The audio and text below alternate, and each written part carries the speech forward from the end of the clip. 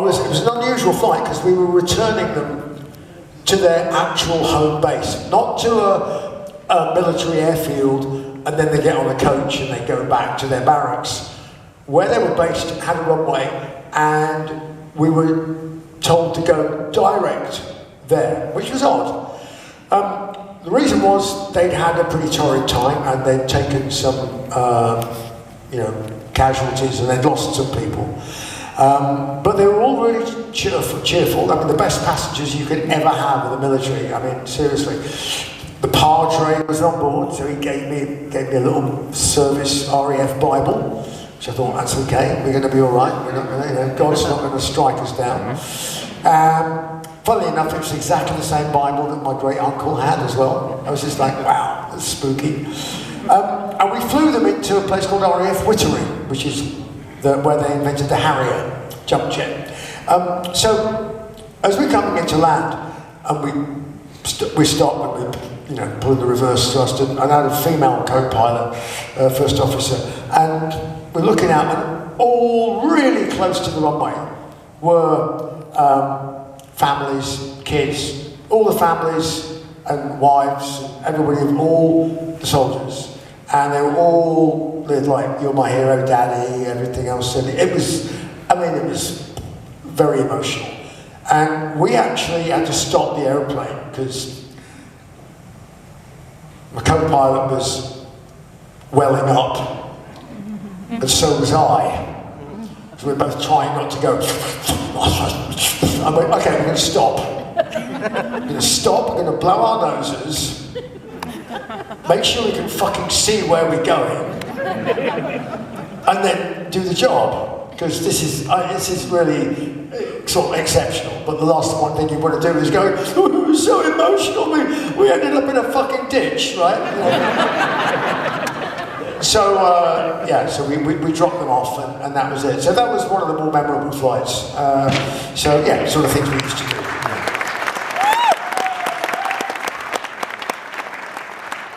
What was the most difficult concept when studying for your pilot's license? Altitude density was mine, he says. Well, you know what? I was never really good at maths at school. Rubbish, actually. Well, I hated maths. I couldn't see the point of it. And then when I started to want to fly, I had to go back and go, oh shit, I better learn about bloody sines and cosines and trigonometry and all that bullshit because you need it for navigation and all the rest of it. But anyway, regardless of that, the weirdest thing about it all was getting over the strange sensation that when I started to learn to fly, that I'd been there before. What? And it was a strange feeling, because I kind of had. You see, everybody thinks I was the first pilot in Iron Maiden. But in fact, the first pilot in Iron Maiden was Nico McBrain. So, what happened? So we were rehearsing in an island just to the south of England called Jersey. Right, not New Jersey. This is a little place just in the Atlantic.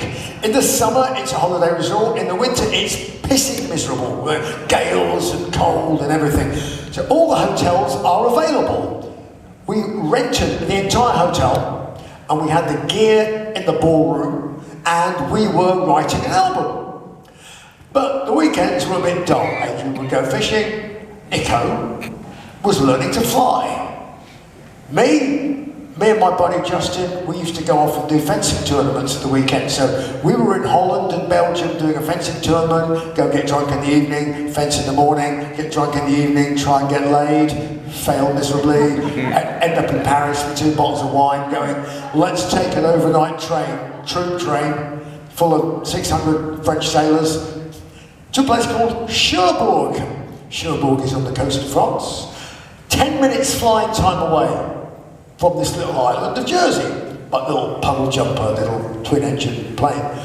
So there's a twin-engine plane, takes off at 8 o'clock in the morning. Our plan was, take the plane, go home. We arrive at 8:01 to see the plane disappearing.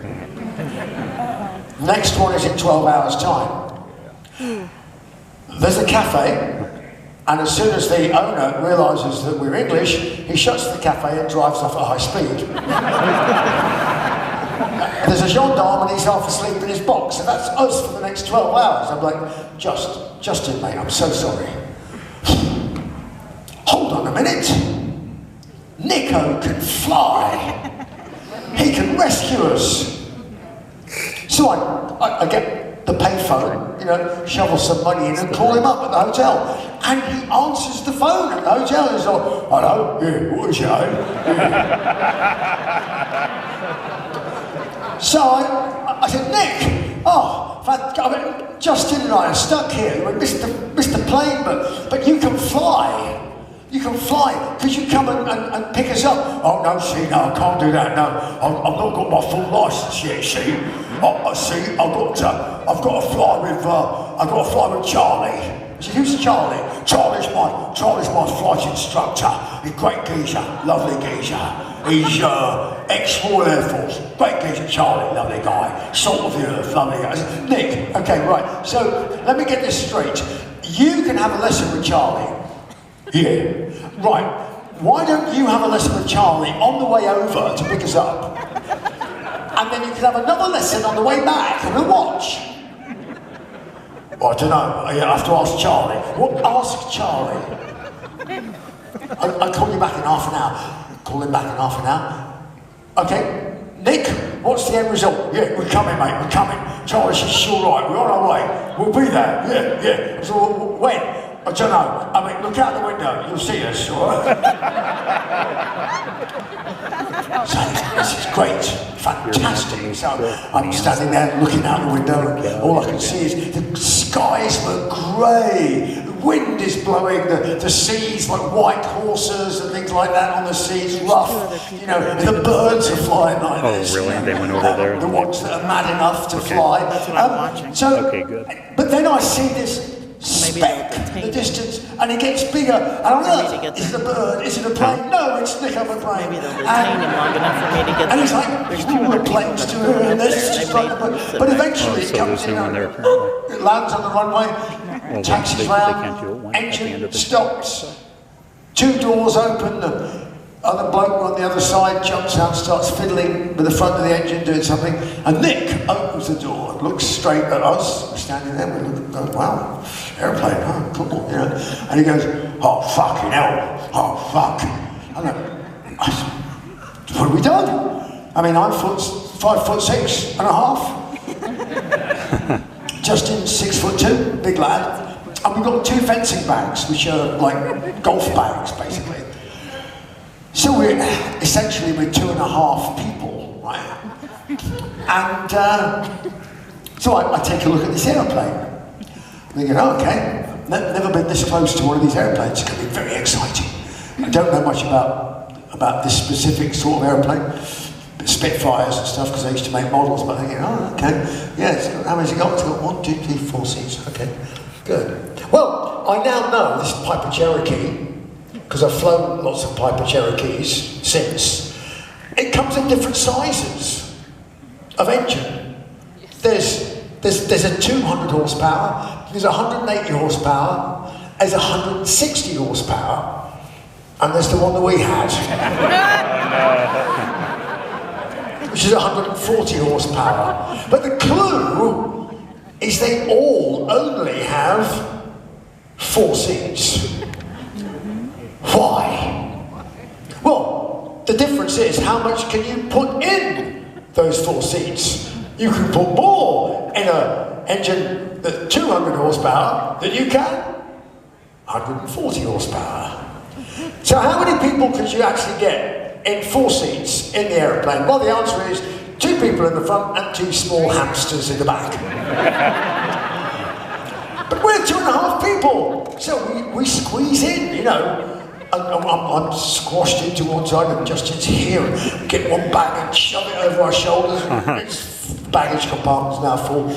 The other one comes in, we've got to sit with it kind of wedged across our lap. And we're, you know, leaning forward like this. And suddenly, you know, the world goes a funny angle and the airplane just goes... And I'm looking back and the nose wheel is dangling in the air. tail is stuck in the runway.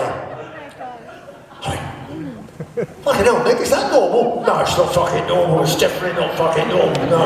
No. Charlie! So Charlie now, our RAF guy, right? He's got a handlebar moustache, waxed at both ends. You can hang your knickers off both sides of his face, right?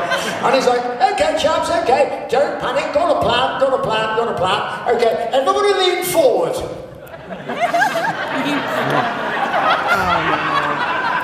And then he picks up the aeroplane. And now the aeroplane with those wheels on the ground, and Charlie's holding it, And he goes, okay, Nick. And when I say, start the engine, and when the engine started, I'll jump on the wing, jump into the cockpit, and we'll be off.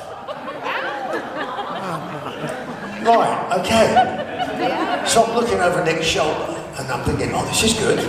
Okay, what's he doing now then? So Nick's got this bit of paper and he's reading, do this. No. I said, Nick, what are you doing? He goes, I said, it's a checklist. I said, it looks suspiciously like the instructions. I said, what have you been doing all this time while you've been learning to fly? Don't they teach you how to start the engine? I said, no, I can start a car engine. I don't even have a driver's license. He goes, no, it's a checklist, you've got to do the checklist. It's aviation, mate. Got to do the checklist, it's aviation.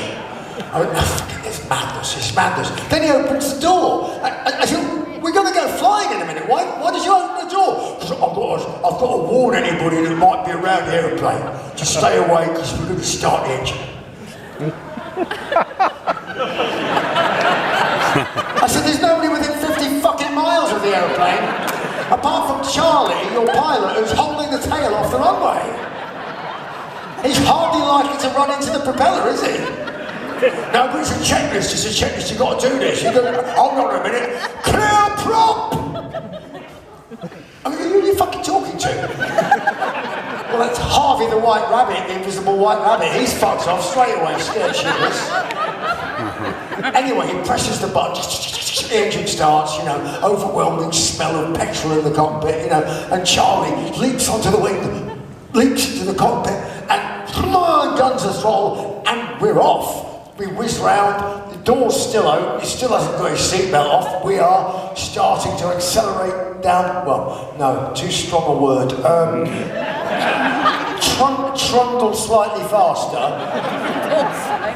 down the very long runway, because Sheffield got a very long runway. I mean, really fucking long runway. It was built by the Germans during the Second World War for their coastal bombers and stuff, so it's got a really long runway, and we use every single inch of it until we fall off the end. But luckily, between us falling off the end and us colliding with the top of the ocean, we started to fly, courtesy of the curvature of the Earth. And I've noticed that Charlie is now, he's sort of like, brown and tanned, but now he's slate grey with projectile sweat coming out of all his pores. And he's like, okay, everybody lean forward, and it's quite a bit more, yes. I said, Nick, yes, you got a bit more to go, yeah, you can lean a bit further forward than everybody else, because your nose, you can press it up there, like, a couple of inches on everybody else. And I went, wow, this is great. And I'm looking at the instruments, I'm going, I'm figuring this out now. Great, yeah, that's the speedometer, that's how fast we're going. It's not very fast, but that's how high we are. Yeah, we're not very high either. But what's that one next door? That's the vertical speed indicator. And with the vertical speed indicator, there's no vertical speed whatsoever. Yeah, well, that's a really weird instrument, see? There's a lot of lag on that instrument. So what, like about a week, Suddenly it went, boop, and it moved, and sure enough, yes, we were slowly climbing away, which is great because I could see the cliffs, white cliffs, at the other end, because the other runway in Jersey is perched on top of a cliff. and the cliff was higher than the cliff that we fell off from at the other end. So there's a sort of a 10 minutes where it's a game of chicken between the front of our aeroplane and the front of the cliff. Front of the aeroplane, front of the cliff. So you can imagine this whole air traffic control conversation, you know, hello, it's Golf ABCDEFG requesting permission to land. Yes, you're cleared to land, and where the fuck are you exactly? Suddenly Kilroy appears over the top of the cliff, lands, and we taxied straight off, and we went up behind some rubbish bins, like big industrial ones, and stopped. It's a bit smelly, and Charlie gets out, you know, and wanders away, and you know, because basically we stopped there because if anybody had seen how many people actually got out of this aeroplane, Charlie's license would have been turned into a cornflake packet. But Nick's going, oh fuck me, I fucking don't want to do that again. Fucking hell.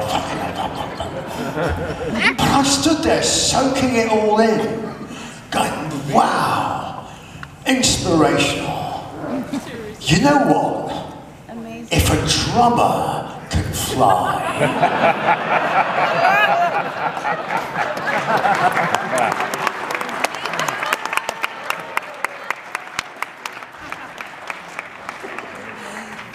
After hitting the stage, have you ever had to take an emergency shit? What is wrong with you people? If so, what did you do? What the fuck do you think you do? It's Kansas City, baby! Have you ever seen Ozzy naked? God, no. Actually, no. But close. Close. Ozzy once tried to get me to steal a taxi with him. He came in late from a show, and I got very drunk, and they'd asked me to leave the venue because I was being offensive to people. Oh no! Security still making people sit down. Interrupted. Yeah, I've been watching them. Quiet Riot with Kevin DeBrun, the 80s band, you know. They were doing a photo session, so I arrived and put my penis in the singer's ear. So they escorted me from the building. Because these guys have now Put me in a car with the runner who was supposed to be told to take me back. But unfortunately they put me in the front seat. And being drunk, I couldn't resist putting the car into reverse at the traffic lights without realising it. So and they wouldn't let him get then he put me in the back seat with child-proof locks. They tried to approach the stage. Got me to the music, got me to the hotel, and he escorted me to my room, put me in the room. I climbed outside, went down the drain pipe, went back to the bar. Well, there was nobody there because everybody was at the gig, right, in Germany. So I just went into the bar and sat there and said, I'm expecting some friends. But you're not. I'd like 50 beers, please. And the guy was like, you would like 50 beers? Yes, I'd like 50 beers. Just line them all up. So I just sat there with 50 beers lined up, me, you know, and waited. And sure enough, the first guy that came into the door was like singer, a lovely chap, Mark Storace from Crocus, right?